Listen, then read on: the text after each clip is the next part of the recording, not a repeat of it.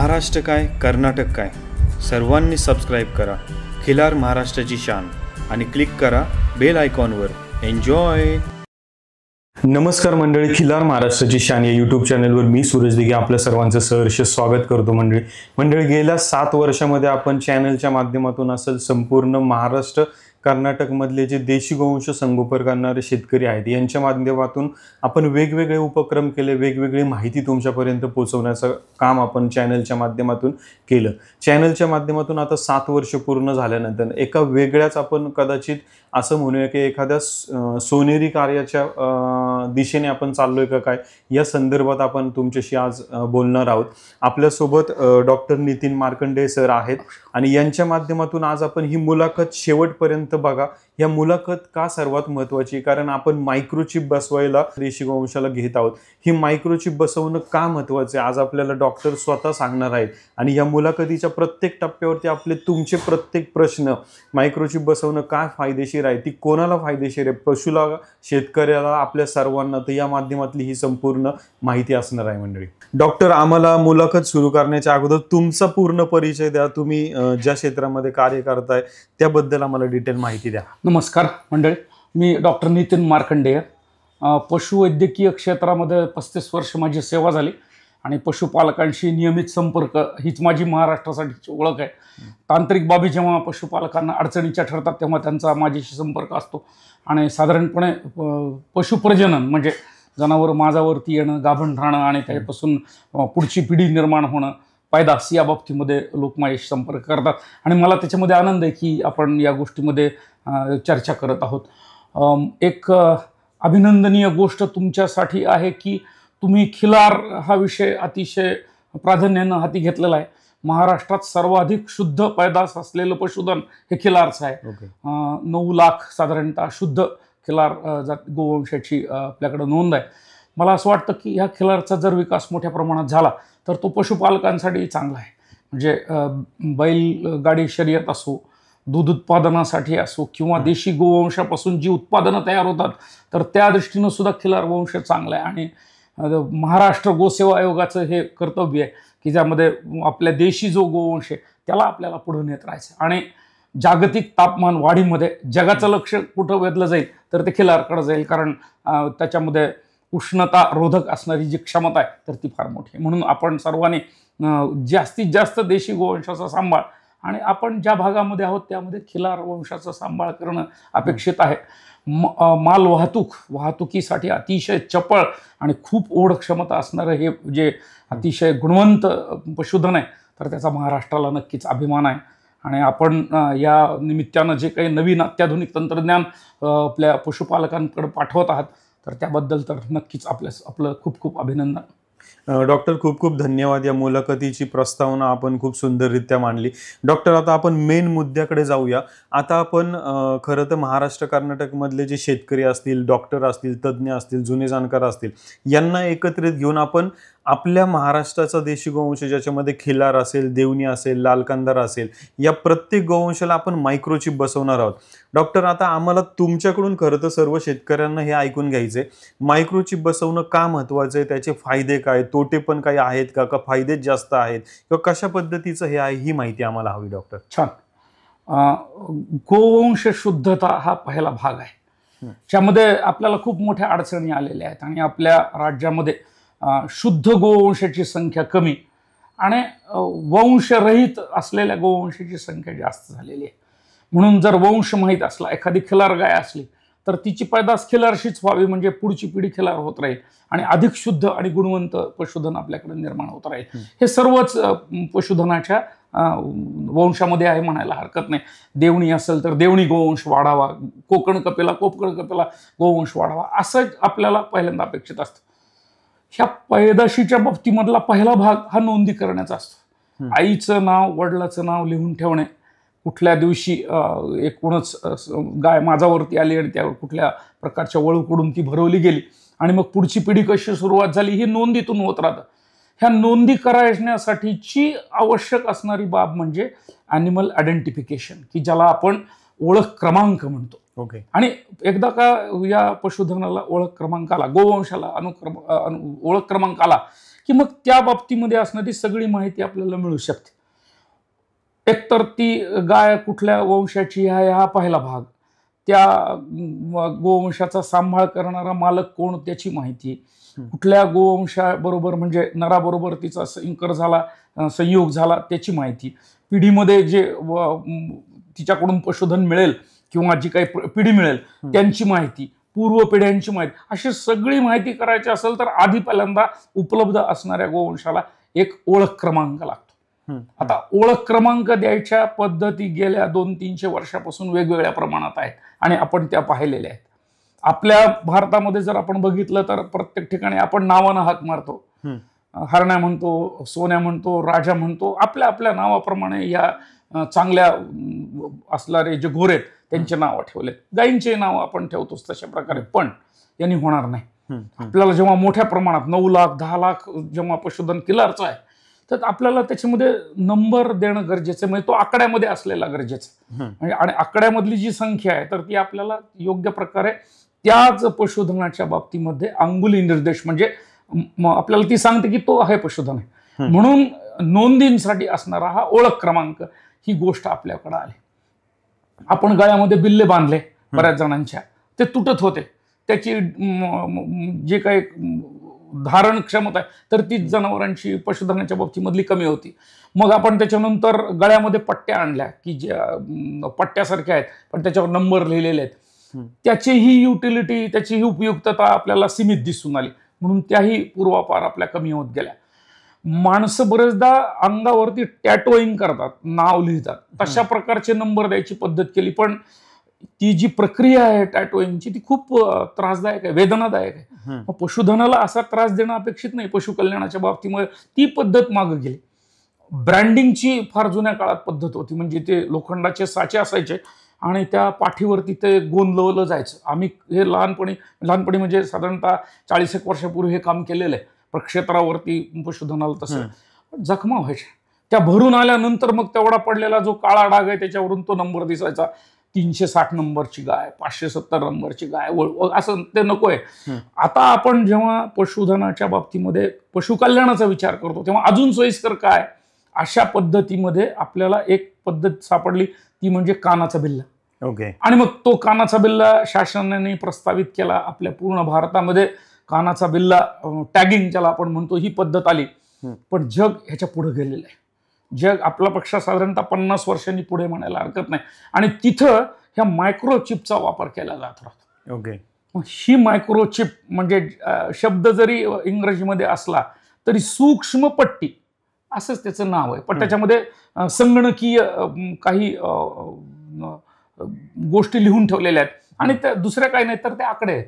तर ते आकडे जेव्हा आपल्याला कळतील किंवा ही कुठल्या नंबरची चिप आहे तर ते आपल्याला लगेच ते पशुधन ओळखणं सोपं होतं. म्हणून मायक्रोचिप हा इंग्रजी शब्द जरी प्रचलित असला तरी त्याचा अर्थ लघुपट्टी असाच आहे. आणि ती लघुपट्टी ही नवीन पद्धत आता आपल्याला सगळ्याच पशुधनामध्ये वापरता येत राहते. धन्यवाद डॉक्टर. खरं तर आत्ता आम्हाला तुम्ही सर्वात पहिल्यांदा की जुन्या काळापासून कशा पद्धतीने नोंदी ठेवल्या जात होत्या आणि तुमच्याकडून आत्ता आम्हाला हे कळते की सध्याची लेटेस्ट टेक्नॉलॉजी म्हणलं तर मायक्रोचिप ही आहे. डॉक्टर, आता हे विचारायचं आहे की मायक्रोचिप, आता प्रश्न प्रत्येकाला हा असू शकतो की कोणाकडं गाय आहे, कोणाकडं बैल आहे, कोणाकडं नवीन जन्माला आलेलं वासरू आहे किंवा कोणाकडं बडाव बैल आहे. तर मायक्रोचिप आता ही सगळ्यांच्या उपयोगाची आहे का फक्त ती गायीलाच उपयोगी, बैलालाच उपयोगी, हे कसं आपण सांगू शकतो? खूप छान. असं आहे की जर आपण ती चिप बघितली किंवा तिचा जर आकार बघितला तर तो अगदी बारीक आहे. आणि किती बारीक आहे तर तांदूळ, बासमती नाही, बासमती खूप मोठा झाला, साधा तांदूळ आपला, तो तांदूळाचा एक दाणा तेवढा कातडी खाली ठेवला जात राहतो. इतकी लहान आहे. इतकी लहान म्हणजे खूपच लहान झाली आता ही असलेली. आणि तिचा शरीराला कुठलाही त्रास नाही.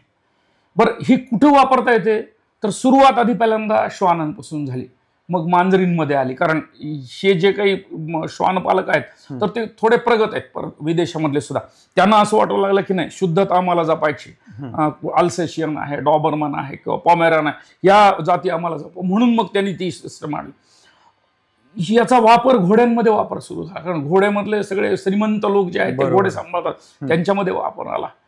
मग नंतर पशुधनामध्ये तर दूध उत्पादक जनावरांची संख्या आणि त्यांचं उत्पादक क्षमता खूप वाढली जगात. 100 लिटरच्या पुढं गायी गेलेल्या आहेत. मग त्यांच्यासाठी त्रास कमी व्हावा म्हणून ह्या मायक्रोचिप वापरल्या जात आहेत परदेशामध्ये. अशी सिस्टम आलेली, म्हणजे सर्व प्रकारच्या पशुधनामध्ये ही पद्धती आलेली आहे. आणि आपल्या देशामध्ये ही पद्धत वन्यजीवामध्ये वापरली जाते. म्हणजे जे काही आपले जंगल सफारीमध्ये आपण प्राणी बघतो तर त्यांना ते मायक्रोचिप दिलेली असते, लावलेली असते. कारण एखादं पशुधन कुठं आहे किंवा एखादं दिसलं तर ते लगेच किती नंबरच आहे एवढं त्याच्यातून ओळखता येत राहतं. म्हणून गाय असो, गोरा असो, वळू असो, कुठल्याही वयाच्या पशुधनासाठी आपल्याला ती चिप वापरता येत राहते. आणि त्याचा जो नंबर असेल 10 आकडी 12 आकडी, हा नंबर एकदा का ओळखता आला की आपल्याला आपल्या संगणकामध्ये त्याचा मालक आणि त्याच्याबद्दलची सगळी माहिती, म्हणजे किती वयाचा आहे, कधी जन्मलेला आहे, किती वेद झालेले आहेत, किती दूध उत्पादन क्षमता आहे, किती प्रकारच्या नैसर्गिक संयोग करण्याची याची क्षमता आहे, त्याच्या वीर्याची प्रत काय, वळू असेल तर असं सगळ्या गोष्टी आपल्याला त्या लिहून काढता येत राहतात त्या नंबरप्रमाणे आणि त्याची माहिती सहज मिळते. एक चांगली गोष्ट अशी आहे की एखादी गाय आहे मायक्रोचिप बसवलेली, ती दिघे साहेबांची आहे. उद्याच्याला मी म्हणलं मार्कंडेयाने की मला ही गाय खरेदी करायची, काय हरकत नाही, मी खरेदी करू शकतो. फक्त कॉम्प्युटरलाच नोंद बदलायची, चिप तर काढायची नाही. बरोबर. इतकी सुरक्षित असणारी ती पद्धती आहे. एकदा का जन्मल्यानंतर ही चिप टाकली की आयुष्यभराचं काम झालं, परमनंट. आणि त्याला आयुष्यभर त्याला कुठलाच बदल नाही, काढावा लागत नाही, काय नाही, त्याचा त्रास नाही, शरीराला कुठलाही त्रास नाही. जी जागा आहे साधारणतः मानेमध्ये आणि कानाच्या पाळीच्या वरच्या बाजू अशी ती दिली जाते. डॉक्टर लोक जी सुई वापरतात, मोठी सुई, थोडंसं मोठ्या शिरेमधून रक्त काढायचं असल्यानंतर मोठी सुई वापरली जाते. तेवढी कातडीच्या खाली जर घातली ती सुई तर ती तांदळाचा एक दाणा पुढे सरकतो, ते मायक्रोचिप पुढे सरकते. 2 दिवसामध्ये ती जखम भरून निघते, कारण लगेच आपल्याकडं ती जखम भरून येण्याची क्षमता आहे कातडीला, जिथं सुई घुसवली होती तिथं, आणि पुन्हा विसरून जाईल. याचा कुठलाही त्रास होत. आता आधी काय व्हायचं की काचेच्या एका कॅप्सूलमध्ये, म्हणजे त्या आवरणामध्ये ही चिप मध्ये टाकली जायची. आता तर नवीन पॉलिमर पद्धती आलेल्या आहेत, त्याच्यामुळे ते इतक्या सुरक्षित आहेत की त्याचा कातडीला कुठलाही त्रास नाही, त्याच्या कातडीच्या ज्या पेशी आहेत त्याला कुठला दुष्परिणाम होत नाही, त्याचा कुठली रिॲक्शन येत नाही, औषधोपचाराची पुन्हा गरज पडते. एकदा का ती बसवली आणि ते किती अगदी 30 सेकंदाचं काम, एकदा बसवले की पूर्ण सुरक्षित. मग अशा प्रकारच्या जेव्हा मायक्रोचिपमुळे जो नंबर आहे तर तो आयुष्यभर आपल्याला त्याची माहिती संगणकात ठेवता येत राहील आणि सुरक्षित आपल्याला ती माहिती ठेवता येईल. म्हणून गोवंश रक्षणासाठी, पैदास धोरणासाठी आणि पुढच्या पिढ्या घडवण्यासाठी हे आवश्यक. तर मंडळी, आता डॉक्टरांनी हे सांगितलं की आता डॉक्टरांनी इथं एक 2 ते 3 मुद्दे आहेत की ज्याच्यावर आपण डिस्कस करूया. डॉक्टर, आम्हाला थोडंसं हे, तुम्ही जसं म्हणले की परदेशामध्ये श्वानांमध्ये हे वापरल्या मोठ्या प्रमाणात गेली. आम्ही नुकतंच कोल्हापूरच्या जवळ गडहिंग्लज येथे एक आत्ता नुकतंच प्रदर्शन झालं जे श्वानांचं होतं, की ज्या केसीआय नावाचा एक मोठा क्लब आहे आपला, इंडिया क्लब ऑफ इंडिया. तर त्यांच्याबद्दल थोडीशी माहिती घेतली तेव्हा हे कळलं की 1947च्या अगोदर आपला भारत स्वतंत्र होण्याच्या अगोदरपासून तो क्लब आहे आणि सध्या भारतामध्ये सगळ्यात मोठा सक्रिय तो आहे आणि मोठ्या प्रमाणात काम करतात ते. तर मला एक विचारायचं की केसीआय हा क्लब जवळपास म्हणजे तसं पाहायला गेलं तर आज 2025 मध्ये जर काउंट केलं तर 70 ते 80 वर्ष झाले त्या क्षेत्रात काम करतोय की ज्यांनी एक ऑर्गनायझेशन मध्ये. मग ह्याच्यामध्ये मला एक विचारायचं की मग आपण भारतामध्ये आपल्या देशी गोवंशासाठी असं काम कोणी का केलं नाही किंवा गव्हर्नमेंटनी केलं नाही किंवा दुर्लक्ष झालं की जेणेकरून आपल्या देशी गोवंशाचं ब्रीडिंग सुधारलं नाही, तर हे का झालं असेल असं? अगदी चांगला प्रश्न आहे. असा आहे की तंत्रज्ञान येतं, उपलब्ध असतं आणि त्याचा वापर करणं हे महत्वाचं असतं. आपण त्याचा विचार सुरू केला हीच सगळ्यात चांगली गोष्ट आहे की आपण विचार सुरू केला की आपल्याला हे करायचं म्हणून. मध्यंतरीच्या काळामध्ये जेव्हा आपण कानाच्या बिल्ल्यांचा विचार केला तेव्हा बऱ्याच जणांचं म्हणणं असं होतं की नाही, आपण मायक्रोचिपला जाऊयात, त्याचा जास्त चांगला उपयोग आहे म्हणून. पण एकूणच आपल्याकडं असणाऱ्या पशुपालकांच्या म्हणजे लिटरसी लेवल किंवा ज्याला आपण साक्षरतेचं प्रमाण म्हणतो, ग्रामीण भागातले लोक सांभाळतात अजूनही पशुधन, कारण आपलं ते शुद्ध पशुधन आहे, तेच पैदासकार तिथे आहेत, म्हणून ते तिथपर्यंत गेलो नाही. जे दिसतं तर ते लोकांना कळावं की बाबा हा एक नंबर तिथं कानामध्ये आहे दिसतो, म्हणून कदाचित शासनाने ही पद्धती अवलंबली असेल. पण नंतरच्या टप्प्यामध्ये आपण मायक्रोचिपकडे नक्कीच जाणार आहोत. दुग्ध व्यवसाय प्रक्षेत्रामधले अनेक लोक ह्या मायक्रोचिपचा आता वापर भारतातही करू लागलेले आहेत, विस्तृत प्रमाणात झालेला आहे. तो आपल्याला तुमच्या माध्यमातून आणि हे जे पैदासकर संघटना आहेत, शुद्ध पैदास, त्यांच्या माध्यमातून आपल्याला मायक्रोचिपला जावं लागेल. कारण आपण महाराष्ट्रात काय म्हणतो, देवणी साधारणतः 30,000 शुद्ध गोवंश आहे, लाल कंधार 90,000 आहे, खिलार 9 लाख आहे, किंवा डांगी जर बघितला तर तो 30-35,000 आहे.